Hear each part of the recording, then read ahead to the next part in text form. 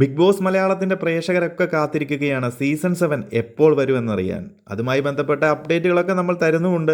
പല ചർച്ചകളും അണിയറയിൽ നടക്കുന്നുണ്ടെങ്കിലും ഒന്നിനും ഒരു തീരുമാനമാകാതെ മുന്നോട്ട് പോകുകയാണ്.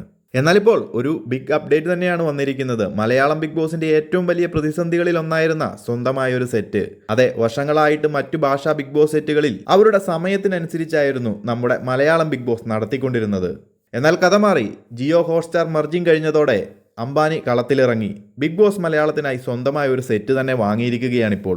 നമ്മൾ മുൻ വീഡിയോകളിൽ പറഞ്ഞതുപോലെ ജിയോ ഹോട്ട്സ്റ്റാർ ഒന്നായതോടെ ഇനി ബിഗ് ബോസിൽ നല്ല കാശിറക്കിയുള്ള കളി തന്നെയാകും നടക്കാൻ പോകുന്നത്. എന്തായാലും ബിഗ് ബോസ് മലയാളത്തിന് സ്വന്തമായ ഒരു സെറ്റ് കിട്ടിയത് ഇനിയുള്ള സീസണുകൾ സമയത്ത് നടത്താൻ സാധിക്കും എന്നത് തന്നെയാണ്. ബിഗ് ബോസ് തമിഴ് സീസൺ നടക്കുന്ന EVP ഫിലിം സിറ്റിക്ക് അടുത്ത് തന്നെയാണ് ബിഗ് ബോസ് മലയാളത്തിന്റെയും സെറ്റ് എന്നാണ് റിപ്പോർട്ടുകൾ. മെയ് ജൂൺ മാസത്തോടുകൂടി ബിഗ് ബോസ് മലയാളം സീസൺ 7 ആയുള്ള ബിഗ് ബോസ് ഹൗസ് പണി ആരംഭിക്കുമെന്നാണ് നിലവിലെ റിപ്പോർട്ട്.